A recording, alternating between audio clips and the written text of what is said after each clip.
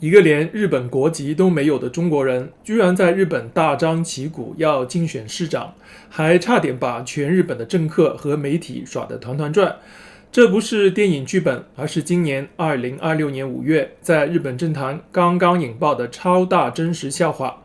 各位观众朋友，大家好，欢迎回到我的频道和田先生，我是 Alex。这位叫做徐浩宇的男子，天天在网络上高调喊着要参选日本热海市市长。他上遍了电视节目，甚至还有国会议员帮他站台。大家都以为他已经入籍日本了，结果就在上个月，他因为一场行车纠纷被警察逮捕。警方一查他的身份，全日本都傻眼了。啊，你根本还是中国籍啊，你连投票权都没有，是要选什么市长？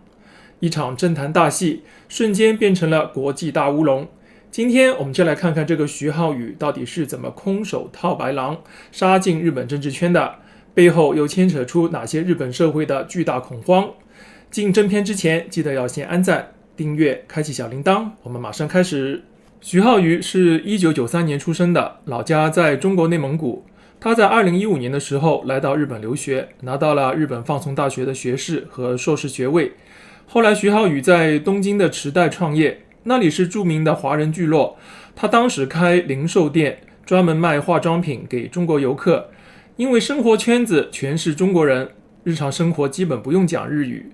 这期间他还曾因为接受日本的产经新闻的采访，被断章取义，跟日本媒体大打口水战。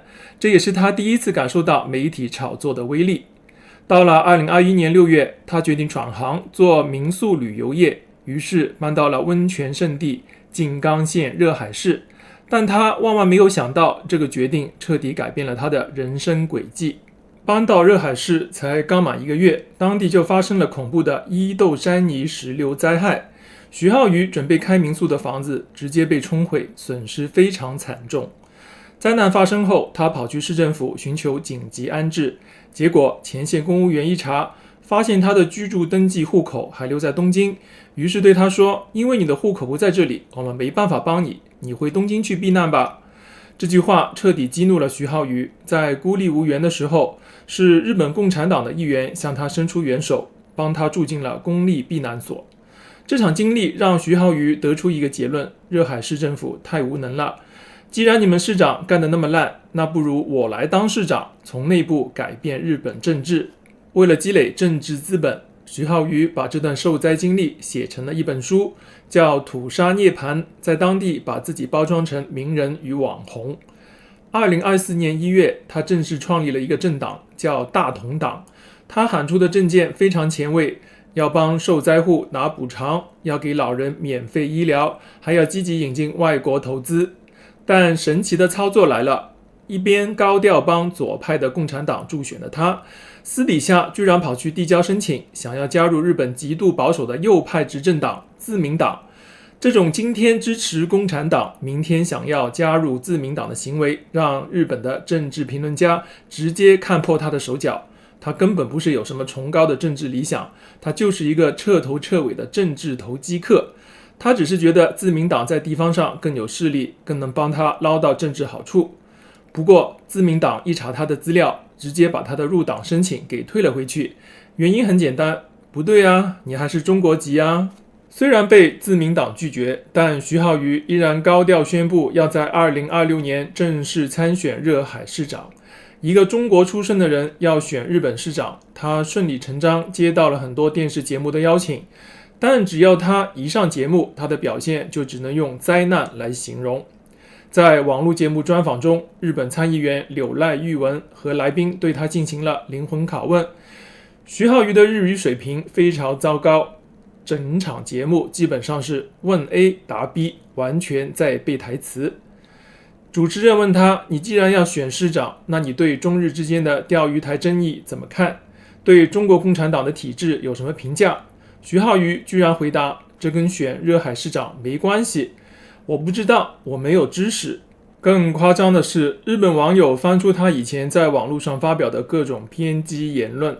他曾公开说，靖国神社应该关闭，挂玉日旗的人应该被逮捕，甚至说过要废除日本天皇制。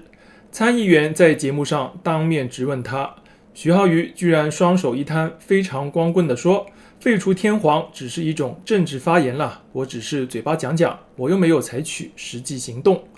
节目里最爆笑的一幕是，参议员问他，你之前在网络上晒出过一张照片，里面你同时持有4本不同的护照，这到底是什么意思？徐浩宇尴尬地扯谎说，我当时是喝醉了才乱 po 的啦，但我现在已经戒酒了。结果主持人秒打脸，等等，你昨天晚上不是才刚喝酒吗？瞬间让他在全日本网络上变成了超级大笑柄。徐浩宇在网络上宣称自己开了中国物产店，之后还要收购温泉旅馆，但当地人去实地调查才发现，那家物产店长期关门，根本没在营业。奇怪的是，他每天睡到中午才起床，一出门就开着顶级的意大利跑车，这让当地人非常怀疑他背后是不是有什么神秘的庞大资本在支持呢？然而，这位惊天动地的风云人物，最后翻车的原因竟然只是一场小小的车祸。他在开车时跟一名日本上班族发生了普通的擦撞事故，本来这种事情交给保险公司处理就好了，但徐浩宇习惯了网络炒作，他把对方的真实姓名直接PO到社群平台上，大肆指控对方肇事逃逸和恐胁恐吓。在日本，网络名誉损毁是极其严重的刑事犯罪，对方立刻报警，热海警方正是以名誉毁损罪将徐浩宇逮捕。徐浩宇被捕后，真正的惊天大瓜才现出原形。警方公布的官方资料上清清楚楚写着徐浩宇中国籍，这下全日本都傻眼了。大同党之前在搞政治宣传、搞群众募资的时候，他一直对外模糊处理自己的身份，暗示自己已经规划入籍，结果警察一抓，直接戳破大谎言，他根本从头到尾都没有拿到日本国籍。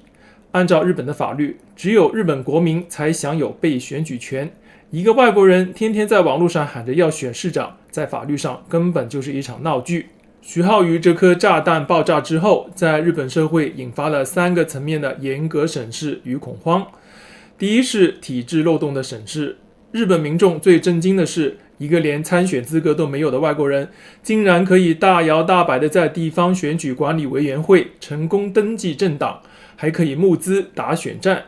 日本的行政系统在前期完全没有进行国籍和资格审查，这种体制上的漏洞让日本社会直呼太恐怖了。第二是地方政治防线的崩溃。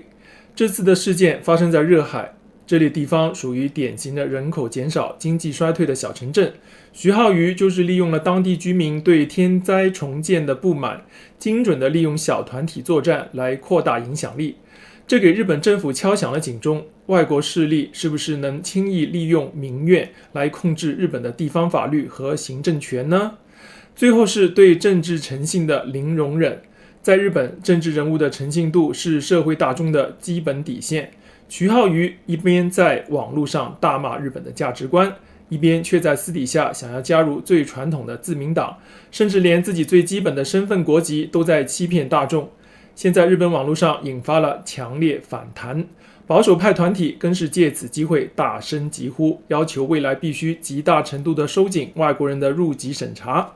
看完徐浩宇的故事，是否让人觉得非常讽刺呢？在一个民主法治的国家，任何合法的公民想要参政来改变社会，这完全是个人的权利，也是非常有价值的理想。但这一切的大前提是你必须合法，而且要讲诚信。徐浩宇最大的问题就是他踩碎了做人做事的底线，他利用了日本社会对言论自由的包容，在没有取得国籍的情况下，用造假和炒作的方式，硬是闯入日本的政治现场，结果最后被自己最不重视的法治规矩给制裁了。这起事件最大的受害者其实是那些真正在日本认真经营、奉公守法、想要努力融入日本社会的普通外国人。徐浩宇这个人的投机与欺骗行为，无形中增加了日本社会对所有外国人的不信任感。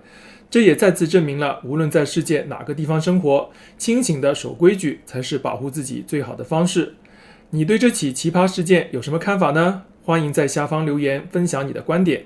今天的影片就到这里，喜欢今天的分享，别忘了订阅我的频道和田先生，并帮我点个赞，分享给身边的朋友。我是 Alex，下期影片再见。